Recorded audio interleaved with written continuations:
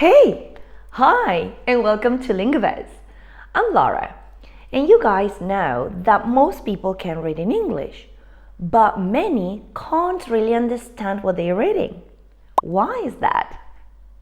Well, my intention today is to give you a hand with that, to share with you some strategies that will help you know how to read in English and understand what you're reading. Now, if you enjoy our lessons, subscribe to our channel Linguaverse and click on the bell to be notified and know when there are new lessons ready for you. And don't forget to have a look at our social media, where you can find daily content, mini lessons, games. You'll get to know us a bit closer and much more. Now, coming back to why people can read but have big difficulties to understand.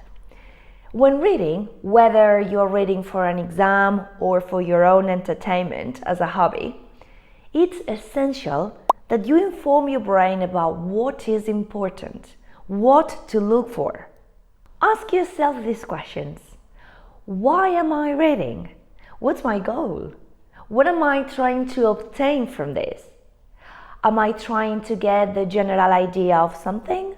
Or am I looking for particular information? These questions are crucial to focus on what really is important and therefore have a more effective and enjoyable reading.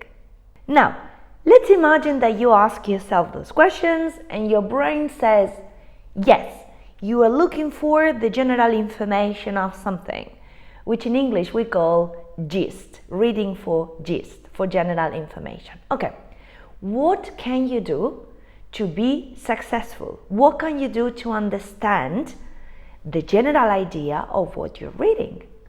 Our first strategy is leave your dictionary alone. I know this might sound weird, but sometimes we get too obsessed with understanding every single word of what we are reading. Well, when we read for general information, we read quickly. And using a dictionary is not good because it kills your fluency. Every time you stop your reading to go and look up the meaning of a word in a dictionary, you are being interrupted. You are losing the track of the story and you are getting lost. And if you get lost, you lose your motivation and your reading will not be effective. So remember, you don't need to know all the words of what you read. You just need to get the general idea of that text. If there are 2 or 3 words that you don't understand, don't worry. Most of the times, the context will help you a lot with that meaning. So get the idea and move on. And our second strategy is predict ideas. When you start a reading, you have a title most of the time, so you already know what the topic of that text would be. Let's say the name is My First Day at Work. Well, start predicting, start imagining and preparing your brain for what ideas could be mentioned in that text.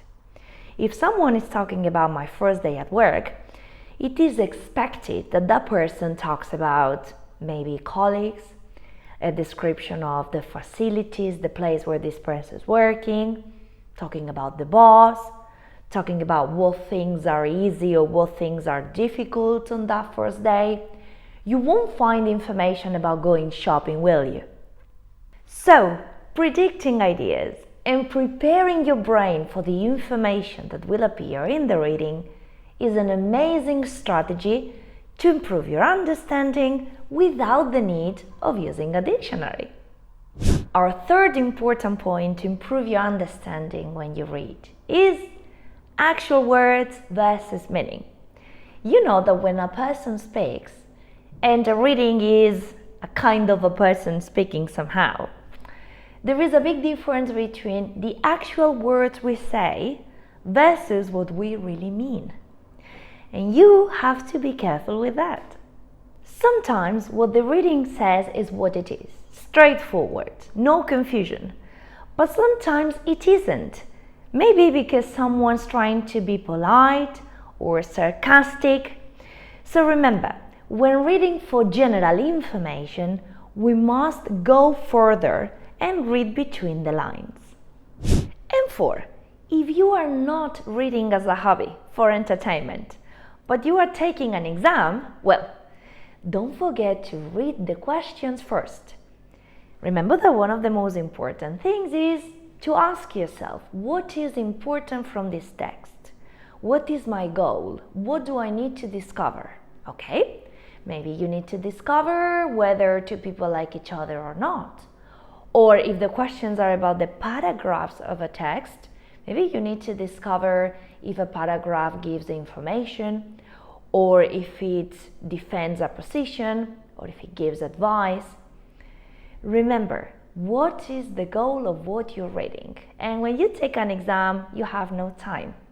So read, don't worry about using dictionaries, use the context, read between the lines, and get the point that you need.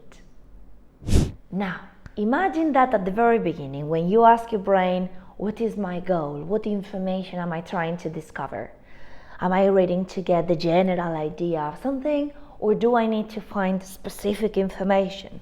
Your brain tells you, you need specific information. Okay, this is what we call in English reading for detail. And this one is a little different from reading for gist. Why is that? Because the first and most important thing is to set a clear focus. What information are you trying to find? Tell your brain, and it will actively work to look for it. Let's imagine that you are having a look at a website because you want to go on holiday, you want to travel. And the website gives you a lot of information. But the first thing is to set a goal. Let's imagine you want to know, first of all, the price. Okay.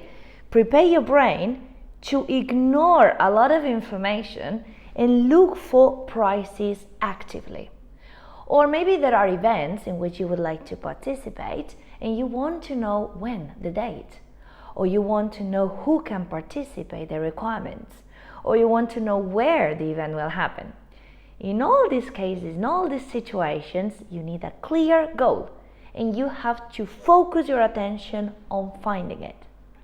Which brings us to our second point. Read selectively.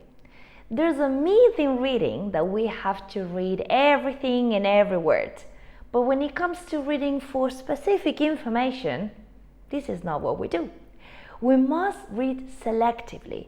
We must decide which information is relevant and important for us and which information isn't. And in that case, we're going to ignore it. This type of reading, selective reading, will save you lots of time, because when you see information that won't help you find what you're looking for, you don't even have to look at it. Ignore it completely. Sometimes you can go straight to a paragraph and don't read any other paragraph at all. If you're practicing your reading for specific information in an exam, again, don't forget to read the questions first. What are you expected to find? Are you expected to find if something is true or false? Are you expecting to find words to complete particular gaps? Are you expected to find the person who said certain ideas? Always keep a very clear focus. When it comes to an exam, the most common thing is to have reading for gist questions first, because that way you go through the whole text and get a general idea of what it is about. And it is then that they ask you questions for specific information. But because you have already read the text, now you can be selective when you read. You can go straight to the paragraph you need. You can go straight to the part of the text where you can find this information. Don't read the whole text again, there's no need. Selective reading. Go and find the information you are intended to find. No more, no less. Anyway, whether you read for general information or for specific details, if you can choose the piece of text to read, it is essential that you choose the right level for you. You must be able to follow the story and enjoy it. It is perfectly fine not to know a lot of words, but if you are lost all the time because you don't know any word, then that's just not the correct piece of text for you. I'm sure that the strategies mentioned today will help you with your understanding when you read and to enjoy reading more. Follow us for more lessons like this one today and have a look at the amazing lessons we have already prepared for you on YouTube. Have an amazing day ahead. I'll see you very soon, but in the meantime, practice this, enjoy it, and share it.